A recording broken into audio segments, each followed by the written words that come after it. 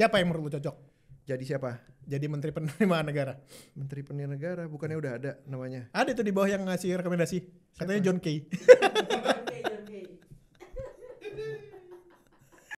2000 nggak akan bikin kamu miskin gitu. Gitu. Tapi kan pada kenyataannya itu banyak banget yang bikin UMKM ini jadi tutup gulung tikar. Karena orangnya malas berbelanja, jadi sepi, omset mereka menurun. Lawak banget pemerintah, malah rakyat disuruh belanja banyak padahal daya beli lagi menurun karena emang gak bisa belanja. Nah ini tone deaf gak menurut lu? BI yang nyuruh ya? Iya, BI menganjurkan untuk terus berbelanja agar menjaga pertumbuhan ekonomi. Itu tuh kayak gini kan, kayak lu ngomong, tolong belanja ya, terus kabur abis. Iya. Kayak gak sempet ditanya maksudnya. Gitu. Iya, maksud gua itu kayak nggak perlu disuruh sih. Ngerti gak sih lo? Halo, kembali lagi di Unfilter bersama gua Tirta. Gue Vincent. Unfilter ini apa, Jen? Ini kameranya agak turun ya? Kenapa emang? Agak turun gak kameranya? Oh daya beli yang turun. Gila ya? Bagus ya. Gimmick off script. Gimmick off script ini bikin gua kaget sama lo. Perasaan tadi gak ada janjian ini. Gak ada. Tapi bener. Iya. Bener. Tapi di tengah-tengah daya beli yang turun ini, Chen, gua pengen berterima kasih juga masih ada masyarakat Gen Alpha. Followers kita yang ngirim kita donasi. Jadi terima kasih meskipun kondisi ekonomi lagi tidak baik-baik saja ya. Kita sebutin dulu. Ini dari someone like you, Kristanti Widyastuti. Kristanti, terima kasih Kristanti. Andika, terus ada terakhirnya someone. Terima kasih ya. Kenapa nggak mau dikasih tahu namanya ya? Masukin aja namanya, kita kasih shout out gitu. Terima kasih. Sih. Username kalau gitu, username Instagramnya nggak apa-apa gitu. Jadi terima kasih ya, ini cukup buat beli makanan kucing lah. Makanan kucing. Iya, terima kasih. Terima kasih. Gitu. Apa tuh? Deflasi 5 bulan terakhir. Iya. Langsung banget. Ini tweet kita tuh rame banget loh, Chan. Ini 6 juta impression yang kita bilang bahwa Indonesia sekarang lagi deflasi secara 5 bulan terakhir. Bagus dong. Kenapa bagus? Itu kan suka ada gitu kan. Inflasi katanya terlalu tinggi, jelek. Loh kalau deflasi bagus dong, harga turun gitu kan. Tapi nggak juga. Karena deflasi ini jadi satu penanda bahwa volume pembeliannya turun. Betul. Dan argumen BPS juga kan nggak tahu ya, mungkin ini narasi dari pemerintah untuk menenangkan masyarakatnya. Mereka bilang bahwa jangan khawatir, ini karena supply-nya yang meningkat. Loh iya, bener. Iya, tapi benar. Itu technically bener.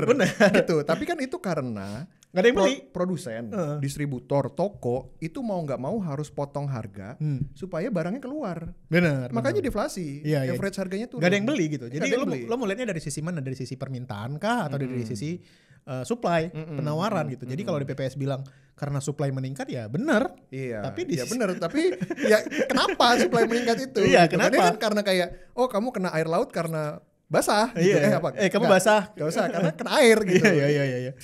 Salah. Nah, ini kita fenomenanya kita angkat gara-gara. Tapi lu berasa nggak? Gue berasa. Daya beli lu menurun. Hah? Selalu dari sejak resign itu ya. Sejak gue resign dari BP nih. Nah, ini kita angkat fenomenanya karena banyak yang mengeluh di Twitter awalnya. Fenomenanya kan itu, banyak yang mengeluh bahwa omset mereka turun gitu. UMKM. Ade lu kan jualan ayam tuh masih nggak? Tutup. Ya, bukan turun ya, hilang. Ini jadi fenomena real. Jadi makanya sekarang kita panggilkan adanya Vincent. Udah kerja lagi. Putus asa. Soal menjadi entrepreneur ya. Berat. Jadi fenomenanya dari omset UMKM yang menurun dan ternyata banyak yang mengeluh fenomena ini. Iya. Nah ini kayaknya kita kalau nih buat teman-teman yang bingung ya kenapa kok kalau daya beli turun itu jadi salah satu indikator ekonomi tidak baik-baik saja gitu. Nah karena ternyata dari semua komponen penyumbang GDP kita gitu ya, itu tuh konsumsi rumah tangga tuh paling gede. Iya. Lebih dari 50%. Lebih dari 50%. Terus tapi juga muncul pertanyaan, loh kalau konsumsi rumah tangganya turun, tapi kok kita pertumbuhan ekonominya bagus di angka 5%. Iya. Nah itu karena ada sumbangsi dari investasi, sektor privat, government spending gitu kan. Terus ekspor kita lagi bagus waktu itu gitu. Tapi bukan pertanda bahwa di level rumah tangga tuh baik-baik saja. Gitu. Makanya sebaiknya nggak bagus juga ya kalau ekonomi sangat bergantung pada konsumsi domestik ya. Udah saatnya Kayak ekspor Amerika itu. juga sih sebenarnya. Iya kan? Amerika juga ngerasain hal yang sama. Tapi begitu terjadi kayak gini akhirnya kontraksinya langsung berasa gitu Betul kan. betul. Makanya keputusan untuk naik turunin suku bunga tuh di negara-negara kayak kita sama Amerika tuh Iya. ngaruh banget. Tapi di Twitter Chen ada satu akun yang bilang ekonomi Indonesia baik-baik aja. Buktinya antrian Labubu Oh, antrian panjang. Labubu. Iya, Sampai iya. berantem ngantri Labubu. Antri Gimana Labubu, ya. penjelasan lo? Gua itu orang tua nggak kreatif. Sorry, Hilman juga. Hilman beli Labubu. Labubu. Nah, Ya itu orang tua nggak kreatif tuh Iya, Adi iya, Labubu. iya. Tapi kan kita nggak boleh memotret itu dari satu kondisi aja. Benar, gitu benar, kan. benar. Terutama gini, kebutuhan oke Labubu adalah kebutuhan orang tua lah ya. Tersier lah, tersier. gitu lah. Ya kalau anak kadang kasih kardus aja main kok Iya gitu iya ya, iya. gitu. Nggak mesti Labubu gitu. Tapi gini, penjelasan ilmiahnya adalah inflasi dan deflasi itu dihitung dari consumer purchasing price index, sorry, CPI. Jadi dia itu dari sekelompok barang dan jasa konsumsi rumah tangga. Iya, A basket of goods and services. Harus kumulatif. Berarti nggak bisa semua barang gitu. Jadi Betul. Labubu, iPhone itu mungkin nggak masuk ya Iya, iya, di iya. perhitungan BPS. Tapi gua nggak tahu juga BPS gitu Iya, gimana. iya. Dan itu juga menarik karena sebenarnya kalau liatin ya inflasi kan ya stabil di 3-4%. Iya, sekarang, Tapi ya. kalau kita lihat sektoralnya, Iya iya. Iya. bahan pangan tuh sampai 10%. Betul, pendidikan misalnya kan. Pendidikan, Itu rata-rata 15% per tahun. oh, Dan yang apa Garut itu kemarin. Yang minggu lalu kita Iya, bahas. Jadi emang kayak gitu. Jadi kita nggak bisa melihat bahwa ekonomi Indonesia baik-baik aja hanya dari antrian Labubu gitu. Betul. Apalagi gak usah ada antrian Labubu. Oh, pertumbuhan ekonomi masih bagus kok. Iya iya. iya. Inflasi ditekan kok gitu kan. Jadi kita harus ngelihat bahwa kebutuhannya masyarakat tuh apa. Iya, iya, iya, Gitu, seperti itu. Dan efeknya ada juga indikator lain tuh apa namanya indeks PMI. PMI, Purchasing Manufacturing Index ini. namanya. golongan darah apa? Donor darah. Udah ada. PMI. Gue lagi gak nyambung nih bejoknya Vincent minggu ini. Maaf. Jadi PMI itu kita udah terkontraksi 3 bulan beruntun. Itu menandakan bahwa aktivitas manufaktur di Indonesia itu terus menurun. Dan biasanya industri manufaktur itu adalah industri yang paling banyak mengambil tenaga kerja. Makanya kan berita-berita layoff kan juga 44.000 orang. Wah, itu itu orang yang di PHK. Oh. 44.195 orang di PHK di sektor manufaktur. Ya itu tadi barang nggak keluar, Iya, iya. cost-nya running terus. Nggak ada yang berbeli kan nggak ada yang akhirnya. beli gitu. Akhirnya- tapi lu ngerasa nggak kayak misalnya lu sekarang cenderung untuk membatasi konsumsi? Ada lu kayak gitu nggak?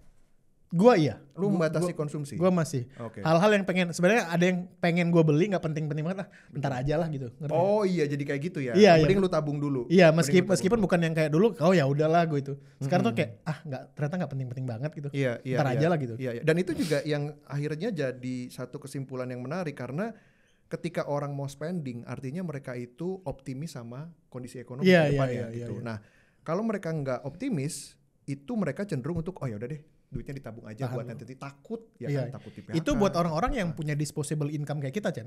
Kalau buat orang-orang yang nggak punya disposable income, Iya. ini berkaitan sama fenomena yang kita bahas berapa episode sebelumnya yang mantap.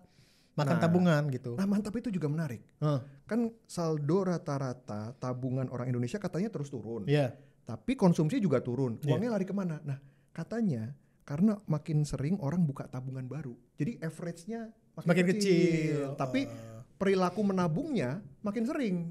Karena Tapi takut dipecah-pecah gitu. dipecah-pecah karena takut mereka nggak sanggup untuk memenuhi kebutuhan di Make masa sense depan. juga. Nah ini juga benar salah satu efeknya adalah jumlah kelas menengah di Indonesia tuh terus turun. Ini kan yang dibilang Pak Dede ya, Pak Khatib Basri di Betul. salah satu artikelnya itu dalam 5 tahun terakhir kelas menengah Indonesia itu turun 9 juta. hampir 10 juta ya, hampir 10 juta kan. Terus dari awalnya kelas menengah menjadi Aspiring middle class. ya mau menengah ya. Jadi nggak belum Hampir menengah, tipis-tipis menengah. jadi emang- TTM, tipis-tipis menengah. Jadi emang rentan banget gitu, rentan banget. Dan ini kita bilang juga kan kalau di Indonesia itu kan yang paling kejepit sebenarnya kelas menengah kan. Betul. Yang kelas bawah dibantu subsidi dan BLT, yang kelas atas mampu, kelas menengahnya dapat apa gitu. Paling gak enak tuh kejepit sebenarnya. Iya. Terus apa lagi nih? Terus fenomenanya PMI udah, layoff udah, terus kredit macet meningkat. Oh.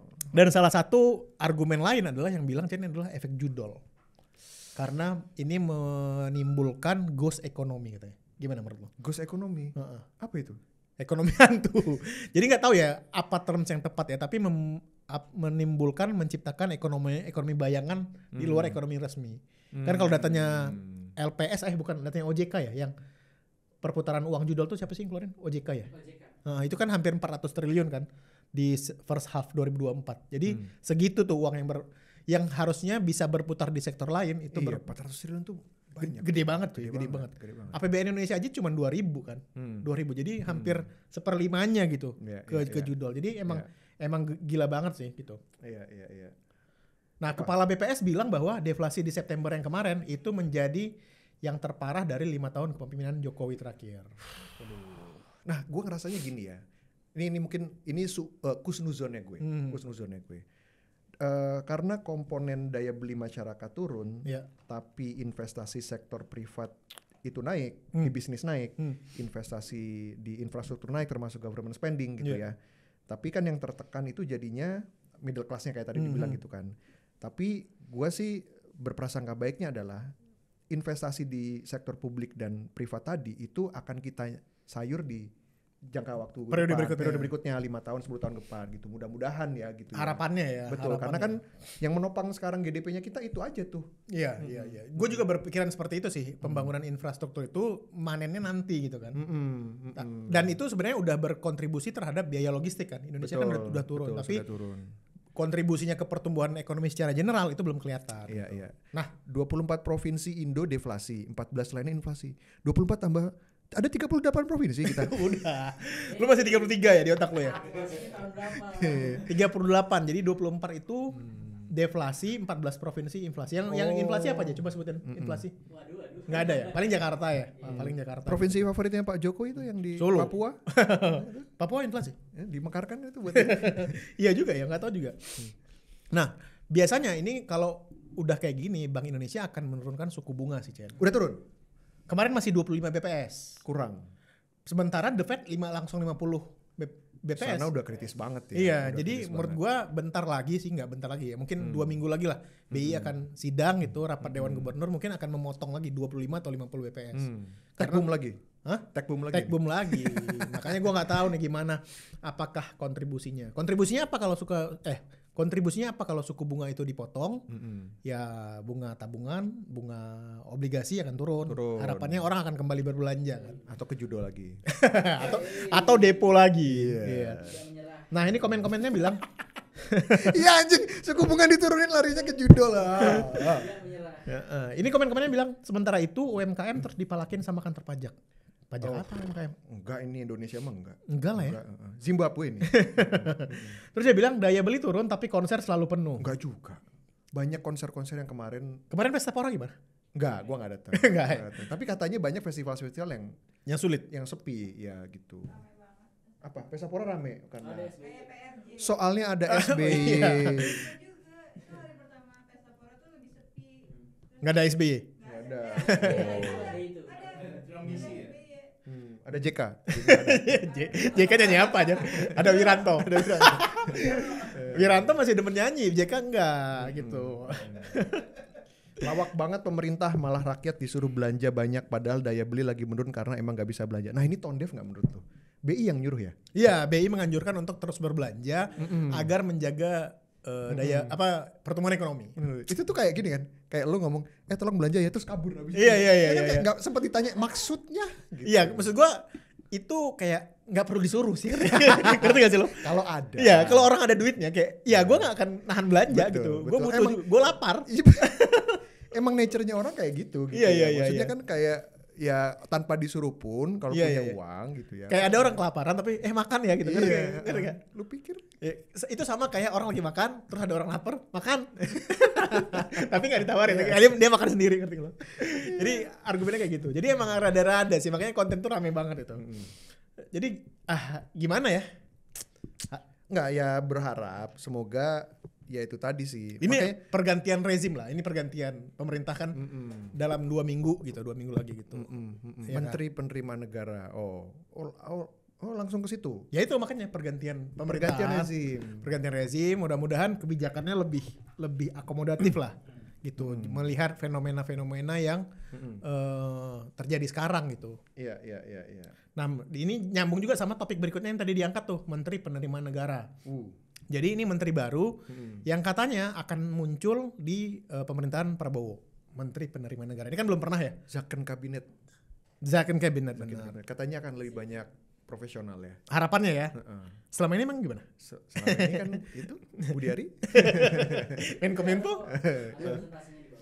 Oh gitu. Ada presentasenya. Zamannya Jokowi itu komposisi profesional dan partainya itu ada 55% profesional, 45% partai politik. Oke. Yang sekarang. Periode kedua. Ini yang ormas mana? Yang ormas. Yang ormas yang relawan? Oh iya. Iya, nggak masuk loh. Projo? Projo? Mana? Masuknya mana? Projo masuk mana nih? Profesional apa partai politik? Profesional Jokowi kan Projo. Profesional Jokowi. Iya. Jadi kabinet kerja yang 2000 pertama, periode pertama itu 53% profesional, 47% parpol. Oke. SBY itu persentasenya lebih kecil lagi, dia 43% profesional, 57 partai politik. Oke. Yang sekarang berapa berarti yang Pak Prabowo usulkan ini? Belum tahu lah, belum pastilah, belum tahu. Oh, iya. Lucu sih. Jadi nanti katanya Prabowo akan memiliki 44 menteri. Alias nambah dari sekarang yang 34. Pusing gak lo kebanyakan nanti gimana tuh? Terus nanti yang menteri tadi Menteri Penerimaan Negara, nah, gimana Mas? Ini bukan hal baru sebenarnya, tapi bukan hal baru yang di sounding lah. Konsepnya udah lama sih, udah lama bahwa memang harusnya yang kantong masuk harus beda sama kantong keluar gitu. Dan kan. ini kayaknya di Amerika kayak gini kan? Jadi iya, Treasury Department sama IRS. IRS kan beda Betul, gitu. betul. Jadi sekarang mungkin Menteri Penerimaan Negara ini akan kayak jadi IRS-nya di US kan. Betul. Jadi kerjaan mereka cuma ngutip aja gitu. Betul. Nah nanti itu pasti dalamnya tuh pajak ya, bea cukai gitu ya kan. Betul. Ya yang migas juga. Nanti spendingnya itu baru Menteri Keuangan. Betul. Ya itu yang memang ngatur budget ya kan, budgetingnya di situ gitu. Siapa yang menurut lu cocok? Jadi siapa? Jadi Menteri Penerimaan Negara. Menteri Penerimaan Negara bukannya udah ada namanya? Ada tuh di bawah yang ngasih rekomendasi. Katanya John Kay. Bukan kita ya, Pak John, mohon maaf. Hercules. Hercules John Kay gitu. Jadi takut sih semua. Hah? Takut sih. Iya. Gak ada. Oh iya, Menteri Penerimaan Negara mending orang Ambon. Iya. Staffnya. Iya. Enggak. Ya maksudnya itu. Menteri Penerimaan Negara kalau bisa yang paling serem. Iya. Yang paling serem. Jangan yang cengenges-cengengesan gitu. Nah, ini nanti udah dibocorin oleh kayaknya kepala pertimbangannya ini ya, Prabowo ya, Burhanuddin Abdullah gitu. Oke. Harusnya lebih ini ya. Jadi masing-masing ya mengelola pengeluaran sendiri, penerimaan sendiri. Jadi diharapkan lebih apa istilahnya? Lebih terpisah-pisah, lebih independen. Dan KPI-nya jadi beda-beda betul, kan, betul. benar. Karena kan target penerimaan negara tahun 2025 itu lumayan itu, sekitar 3.000 kalau nggak salah. 3.000 triliun triliun penerimaan negara. Untuk ngejar ini ningkatin tax ratio kan, itu janjinya Prabowo juga. Betul. Tapi ya tax ratio-nya juga kita harapkan jangan naikin tax rate doang. Iya. Tapi juga ya apa istilahnya pengumpulan ya. Ya jadi yang nakal-nakal tuh coba. Benar. Dan gitu. yang paling akan segera terlaksana adalah PPN 12%. Betul. Itu 1 Januari. 1 Januari. 1 Januari 2025 itu PPN 12%. Gua nggak tahu itu akan bikin kontraksi ekonomi kayak gimana ya. Karena kan sekarang PPN itu adalah porsi pajak terbesar dari penerimaan pajak kan, PPN itu. Jadi emang gede banget itu. Dan itu nanti akan mengaburkan akan mengaburkan GDP kita loh. Kenapa? Karena seolah-olah spending orang jadi banyak. Padahal pajaknya. Padahal gede pajaknya. Iya gitu benar. kan. Nah ini ada yang bilang komen aneh, lembaga departemen baru harusnya dibentuk berdasarkan data pendapatan revenue yang nggak achieve. Ini kan Kemenku 55% di bulan 8, growth juga year on year. Kenapa dibuat kementerian baru? Atas dasar apa negara butuh dana lebih? Lalu nggak lihat negara kita kurang miskin apa? Nggak, ini pertanyaan bagus sih. Atas dasar apa negara butuh dana lebih? Kondisi apa negara tidak butuh dana lebih? Iya, gitu, ya. selalu ada gitu. Selalu ada. Sekalian bikin kementerian satuan pengawas buat telusur dokumen bapak-bapak di sono. Banyak ya. Satuan pengawas banyak banget, kita ada BPK, BPKP, ada OJK juga bisa ngaudit gitu. Jadi emang banyak gitu. BI juga pengawas kan? Juga bisa otoritas. Lol, Kementerian Keuangan jadi less power. Iya sih, jadi kepecah sih ya. Tapi dia yang akan mendistribute uang ke kementerian-kementerian lainnya kan sebenarnya.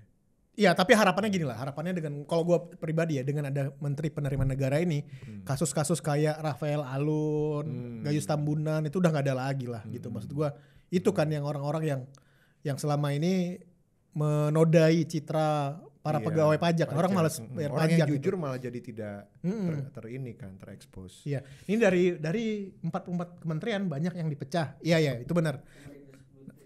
Kemendikbud Ristek itu nanti dipecah, Kemenq juga dipecah. Ntar ada juga Badan Gizi Nasional juga ada tuh. BUMN bukan jadi kementerian nanti, Chan. Bukan jadi kementerian tapi lembaga. Jadi lembaga dia itu. Jadi nambah 6 Kemenq. Kemenko ya. Oh, seru sih. Yeah, tapi kita lihat nanti bagi-baginya gimana ya. Gimana Pak? Gue jadi staf sus mau? Staf sus menteri? Capek kayaknya. Capek dihujat ya? Capek dihujat. Ya kan maksudnya kan harus selalu ready, on call gitu kan ya. Kapan weekend ya?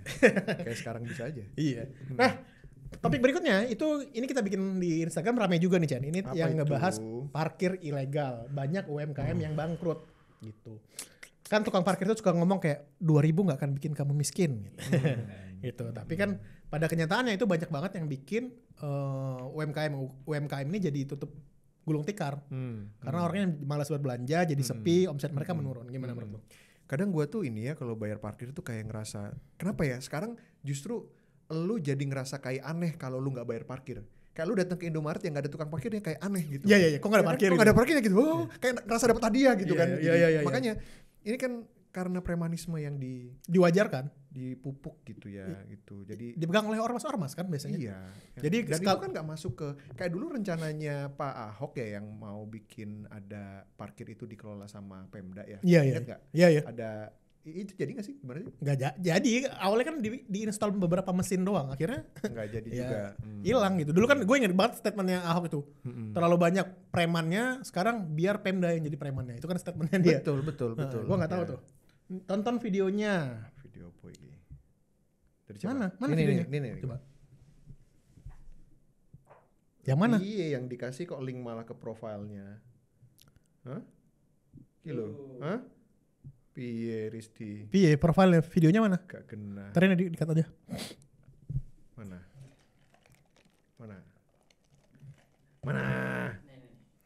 Nah. Sebelum 2000 menyerang.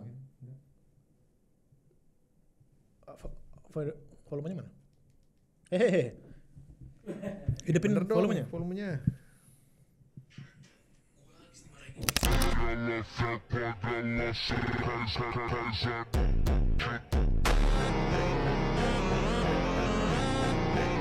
Langsung hilang ya.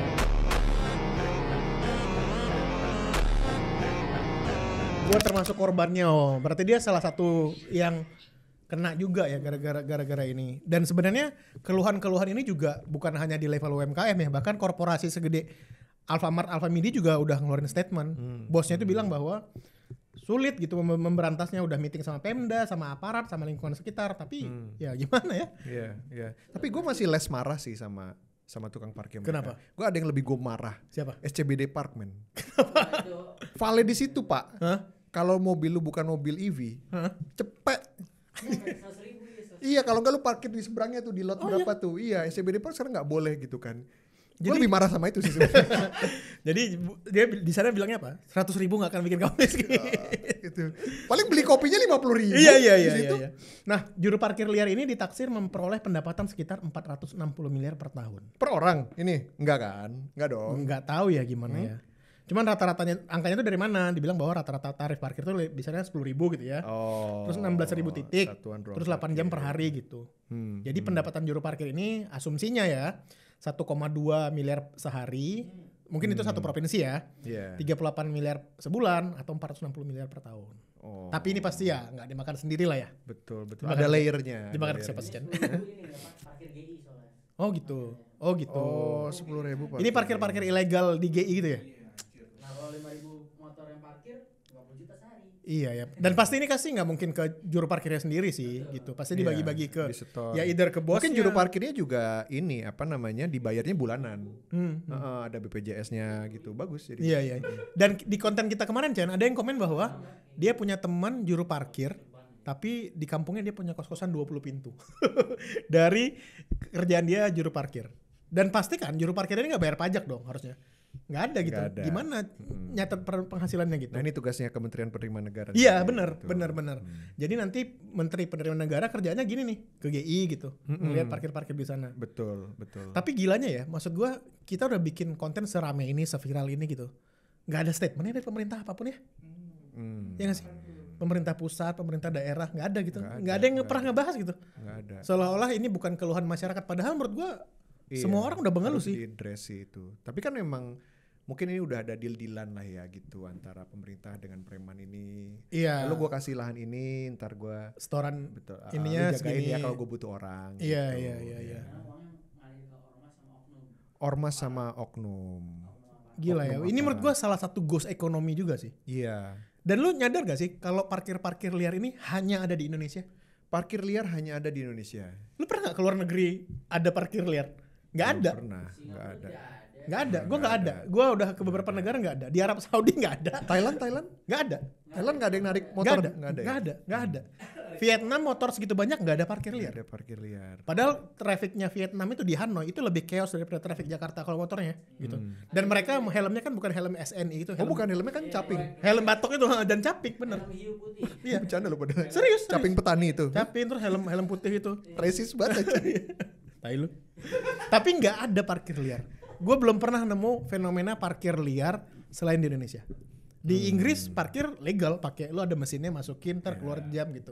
Karena di sana tidak ada fenomena premanisme juga mungkin. Iya dan gak ada. Maksud gue coba kita lihat di negara pecahan Indonesia. Timur ada nggak ya kira-kira parkir liar? Ada nggak ya? Malaysia. Si Padan Ligitan ada. Si Padan. Malaysia nggak ada kan? Iya sih, gue udah ke beberapa negara nggak pernah lihat gue parkir liar. Nah gitu ya, jadi harapannya nanti mudah-mudahan ini menjadi concernnya Menteri Penerimaan Negara yang baru lah. Betul. Kalau mau ya dipajakin aja. Diresmiin aja, bikin ormas-ormas itu bikin PT aja kayak sekarang. Di Bali, kayak gitu. Oh, parkir. Oh di Bali, oh iya. Bali kan udah negara lain sekarang. Udah pecahan dari Rusia. Nah, yaudah kita nonton reaction coba pakai TikToknya handphone aja. Jangan Ini. Hari pertama jualan, oke. Lagu. Nah ini. Aduh, kasihan. Gua mau kasih tapi kok lucu ya. Iya. Heeh. Iya. Tapi lu pernah nggak sih kayak ini yang sering kali gua coba. Oke, serius. Ini orang kasih loh. Ini yang sering kali coba gue ingetkan, terutama buat bapak-bapak pensiunan, ibu-ibu pensiunan gitu ya, yang mau pakai uangnya untuk usaha. Bilangnya kan sering, oh masakan ini enak, masakan itu bapak enak gitu kan. Nah, tapi lu ngasih tahu ke orang-orang nggak lu jualan, ya kan? Ada marketnya apa gitu kan? Nah ini juga, masnya udah waro-waro belum? Iya. Jangan tiba-tiba buka warung. Iya. Ini warungnya di mana? Kan kita nggak tahu, kan tengah hutan Dan lagi tadi. harus diakui dagang tuh nggak semudah itu. Tidak semudah itu, betul. Enggak lu bikin sesuatu orang akan datang, enggak. Iya. Ada teman gue ini cerita, ini real teman gue di BP dulu ya. Dia dulu tuh ikut bazar gitu ya. Ikut bazar. Jualan kopi. Jualan kopi. Jadi rumahnya di BSD, dia bazarnya di Menteng. Akhirnya karena malas bolak-balik kan 2 hari tuh 1 minggu. Karena malas bolak-balik Menteng BSD. Dia nyewa hotel di sebelah Mentengnya. Bazarnya nggak laku, akhirnya dia jadi staycation. Gue tanya, lebih gede mana omset lu di bazar sama bayar hotel? Lebih gede bayar hotel gitu. Jadi emang bahkan udah di bazar sekalipun ya sulit gitu. Apalagi Tapi yang kayak gitu. buat teman-teman yang masuk ke industri F&B tuh kalian pemberani lah. Kan pemberani banget. Emang barrier to entry-nya tuh mudah gitu ya. Dan gue pernah baca bahwa bisnis dengan failure rate tertinggi itu tingkat kegagalan tertinggi adalah F&B. Tapi gue agak menyalahkan artis-artis dan influencer sih. Gara-gara? Karena mereka jadi salah satu yang ngedisrupt bisnis F&B. Menurut gue F&B kasih aja semua UMKM.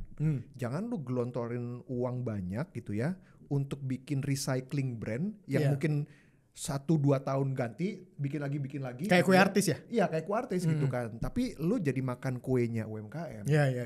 Udah lu kerja apa kek? Udah lalu lu bisa masuk TV gitu ya? Iya. Kita kan nggak bisa gitu. Udah Raffi gitu. Nama kita udah. jangan mendisrupt bagiannya UMKM. Baim wong gitu. udahlah tolonglah. Iya. Biaran kami ini aja gitu. Kita nggak bisa pura-pura jadi gembel gitu. Iya. Nyawer orang. Bener gitu. Gitu ya. Jadi gitu emang sulit banget gitu. Jadi itu teman gue ikut bazar tuh lucu banget kalau ingat sekarang. Staycation. Akhirnya dia staycation. Dea bukan? Bukan ada teman gue. Ini apa nih? Tips hemat anak kos pagi sarapan berat. Gimana belum kebayang? Oke. Jangan. Ya, kenapa ini? Jadi cewek-cewek anjir. Aduh, Jadi cewek joget-joget wah Rizdi. Emang nih. Algoritma TikToknya. Ntar kita pause dulu.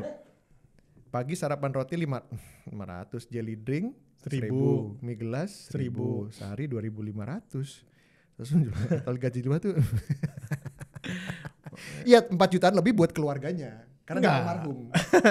At the end of the month dia langsung almarhum. Either 4 juta lebih itu buat tahlilan. Iya benar. Atau buat bayar rumah sakit sih. Makan apa itu di situ? Ini gue kadang-kadang kalau nonton konten-konten gini lo gimana sih? Perasaan lo sih? Ingat zaman dulu susah. Ingat zaman dulu ya. Iya. Sekarang masih sih. Masih. Cuma maksud gue bedanya sekarang kita dulu nggak bikin TikTok aja. Bikin gitu. TikTok, ya. Tapi nelangsa juga. Nelongso aja gitu. Jadi kalau dulu sekarang anak sekarang itu mungkin punya platform untuk mengeluh ya. Kita nggak ada. Tapi dulu. fakta bahwa sekarang tuh in general mereka merasakan hal yang sama. Konten-konten yang kayak gini kita sering lihat. Itu tuh bukan fenomena yang kayak cuman anekdotal. Iya. Memang semuanya terjadi dan merasakan gitu ya. Iya. Jadi lu kayak mereka sekarang ya Gen Z sekarang mungkin prioritasnya bukan beli rumah tapi mungkin nonton konser atau entertainment apa segala macam. Menurut gua kita nggak bisa nyalain itu. Iya. Itu mereka berat gitu. Karena pressure-nya beda. Pressure-nya beda. Gitu. Lu nggak bisa nangis di rumah sendiri ya lu nangis di konser. Iya. Gitu. Dengar lagu Bernadia. Iya. Udah. Iya. Lu udah dengar lagu Bernadia? Nangis men dengar lagu itu. Sedih banget. Cengeng lu. Ya udah gitu ya. Jadi kita dengan konten ini kita pengen bilang bahwa kita relate kok gitu. Cuman meskipun keluhan-keluhannya berbeda gitu sama generasi zaman sekarang. Udah ya gitu aja ya. Ya. Kita ketemu lagi di episode Unfiltered berikutnya. Gue Tirta. Gue Vincent. Dan buat kalian yang belum subscribe, silakan subscribe dulu, di like, di share, di komen. Dan kita ada di berbagai macam platform sosial media. Ada di Instagram, di Twitter, di TikTok. OnlyFans doang yang belum. OTW. Atau traktir ya. Yaudah ya, bye-bye. Dah.